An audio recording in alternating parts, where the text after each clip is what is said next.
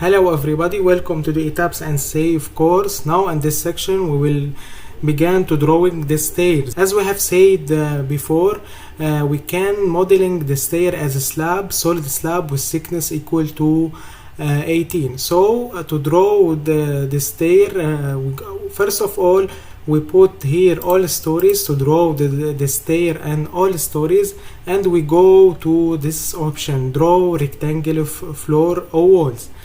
We press on this option, and the property field we select the stair. We select here the stair. We go here to the place where we want to draw the stair. We draw this rectangular from this joint to this joint.